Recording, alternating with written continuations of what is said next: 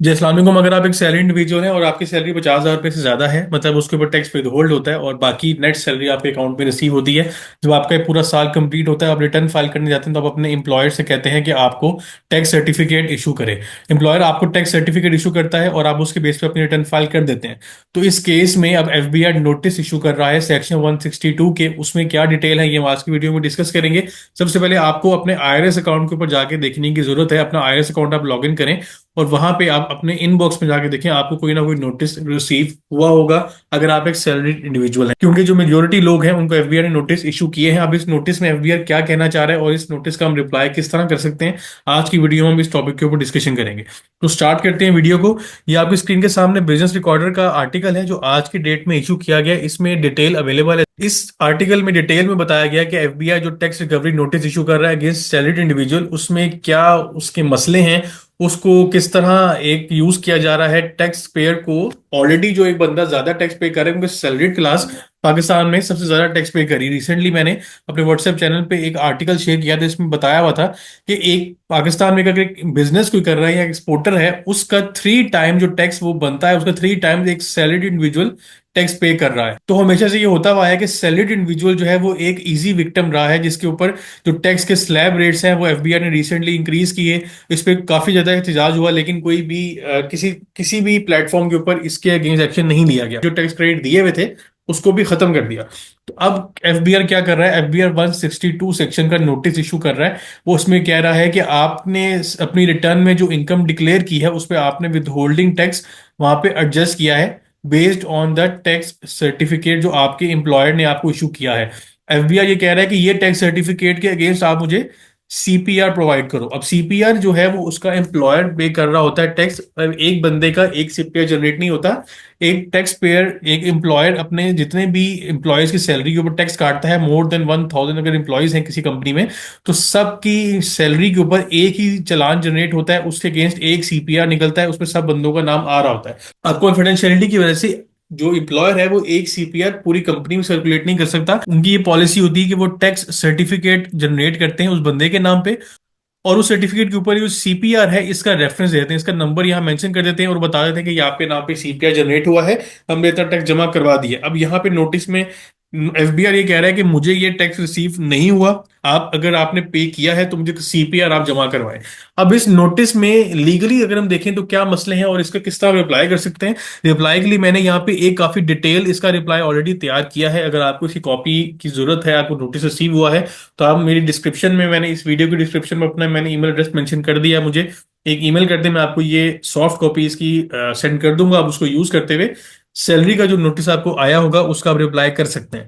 इसमें सारे लॉ के रेफरेंस सारे अवेलेबल हैं। अभी हम डिस्कशन करते हैं कि ये जो सेक्शन 162 है ये हमें क्या बताता है। सेक्शन 162 बेसिकली है कि जो एक टैक्स पेयर है जिसका टैक्स विदहोल्ड होना है, बेसिकली हमारे केस में वो है एम्प्लॉय।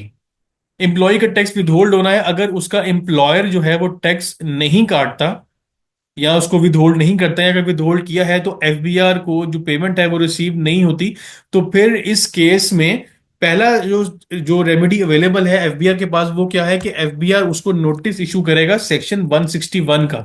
सेक्शन 161 का नोटिस किसको इशू किया जाएगा, एम्प्लॉयर को इशू किया जाएगा। एम्प्लॉयर को कहा जाएगा कि आपने इतनी सैलरी के ऊपर टैक्स विद होल्ड करना था जो कि आपने नहीं किया, इसकी हमें आप रीजन दें। शो कॉज नोटिस इशू होगा और इसके बाद अगर ऑर्डर आ जाता है 161 का, अगर वो उसको एविडेंस मिल जाता है एफबीआई को कि उस बंदे ने या उस कंपनी ने, उस एम्प्लॉयर ने डिफॉल्ट किया है या फ्रॉड किया है, टैक्स रिकवर कर लिया लेकिन आगे जमा नहीं करवाया, तो फिर वो इस एम्प्लॉयर के अगेंस्ट पहले ऑर्डर इशू करेगा और फिर रिकवरी स्टार्ट करेगा एम्प्लॉयर से। अगर तो एफबीआर को एम्प्लॉयर से रिकवरी नहीं होती, जो टैक्स की जो रिकवरी है वो उसको एम्प्लॉयर से नहीं मिलती, तो फिर अगला सोल्यूशन क्या निकलता है, 162 का नोटिस, जो जिसका टैक्स कटना था, मतलब जो टैक्स पेयर है इस केस में एम्प्लॉय, उसको नोटिस इशू होना चाहिए। लेकिन अब हमारे केस में क्या हो रहा है कि जो 161 का जो नोटिस है जो विद होल्डिंग एजेंट से इंक्वायरी करनी है वो नहीं की जा रही। डायरेक्टली इस बंदे को टारगेट किया जा रहा है, इसको हरेस किया जा रहा है। एक तरह से अनजस्ट नोटिस है, गैर मुंसिफाना एक नोटिस है कि उसको लॉ के मुताबिक नोटिस करना चाहिए। एक हायरार्की डिफाइंड है लॉ में कि पहले आपने विद होल्डिंग एजेंट को पूछना है, अगर वो जस्टिफाई नहीं कर पाएगा तो आपने ऑर्डर करना है। ऑर्डर करने के बाद भी अगर आपको रिकवरी नहीं होगी तो फिर आप टैक्स पेयर को या जिसका टैक्स कटना था उसको आप नोटिस करेंगे। और इसमें क्या मसला है कि जब आपने टैक्स का नोटिस करना होता है, सबसे पहले एक जो बंदा रिटर्न फाइल करता है 120 सेक्शन के अंडर, वो उसकी सेल्फ असेसमेंट कंसीडर होती है कि उस बंदे ने जो रिटर्न फाइल की वो सेल्फ असेसमेंट में उसकी ट्रू एंड फेयर रिटर्न है, उसको क्वेश्चन नहीं किया जाता अनलेस कि उसको 60 दिन के बाद अगर रिवाइज करना चाहते हैं फिर क्वेश्चन करेगा। 60 दिन के अंदर अंदर आप उसको रिवाइज करते हैं तो भी कोई क्वेश्चन नहीं होगा। अब अगर कमिश्नर एफबीआई को या टैक्स ऑफिसर को लगता है कि इस बंदे ने अपनी रिटर्न में कोई गलती की है, तो वो उसका सेक्शन 177 के नोटिस करेगा, इसमें वो उसका ऑडिट ओपन करेगा, उससे डॉक्यूमेंट्स वगैरह इंक्वायर करेगा, जितने भी उसकी डॉक्यूमेंट्स होगी उनकी इंक्वायरी की जाएगी, और उसके बाद वो उसको अगर जरूरत पड़ी तो सेक्शन 122 के अंडर कमिश्नर जो है वो उसको लेटर इशू करेगा, ऑर्डर इशू करेगा, और उसको बताएगा कि आपके रिटर्न में ये मसले हैं, हमने इतनी टैक्स की जो पेमेंट है वो आपने शॉर्ट की है, उसको आप रिवाइज करें। इसके बाद जाके अगली जो ऑर्डर निकलता है वो निकलता है सेक्शन 161 का, कि अगर आपकी शॉर्ट पेमेंट निकली है तो जिस बंदे ने उसका टैक्स विद होल्ड करना था वो फिर इशू होना चाहिए सेक्शन 161 का विद होल्डिंग एजेंट के नाम पे, विद होल्डिंग टैक्स एजेंट के नाम पे। उसके बाद एंड पे जाता है 162। अब एफबीआर ये सारे प्रोसेसेस को बाईपास करके डायरेक्ट इस नोटिस को इशू कर रहा है। और सबसे ज्यादा जो हैरानकुन बात कौन सी है, कि जो नोटिस है वो इशू किए गए हैं 28 जनवरी को, और उसकी ड्यू डेट रखी गई है 31 जनवरी।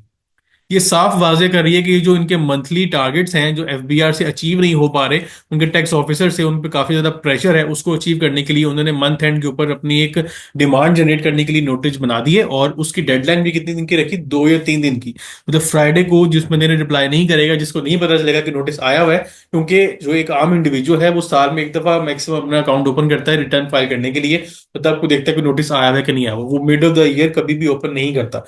तो अब ये वाले जो एक नया एक नोटिस इशू किया है, ये सिर्फ मंथली टारगेट्स को पूरा करने के लिए किया गया है। इसके साथ साथ जो सैलरीड क्लास है जो ऑलरेडी ज्यादा टैक्स पे कर रही है, उसको फिर से टारगेट किया जा रहा है। ऑलरेडी जिसके ऊपर इतना बर्डन एफबीआर ने डाला हुआ है, उसको फर्दर अब एक कह सकते हैं कि जी मेंटल टॉर्चर करने की बात की जा रही है, कि अगर उस बंदे का टैक्स विद होल्ड जिस कंपनी ने करना था उसे नहीं किया, तो वो गलती कंपनी की नहीं पहले पूछी जा रही, डायरेक्ट टैक्स पेयर को टारगेट किया जा रहा है। तो मेरा अगर ख्याल है कि बिल्कुल एक इलीगल नोटिस है, जिसको आप ये वाला जो अगर रिप्लाई यूज करेंगे, इसमें मैंने वो सारे लॉ के रेफरेंसेस वगैरह यूज किए हैं, सेक्शन 120 के, सेक्शन 177 के, 122 की जो मैंने भी आपको एक्सप्लेन की है, उसको मैंने यहाँ पे मेंशन कर दिया है। आप अगर जरूरत हो तो ये नोटिस का जो रिप्लाई है सॉफ्ट कॉपी आप मुझसे रिसीव कर सकते हैं, मुझे ईमेल करें, मैं आपको सेंड कर दूंगा।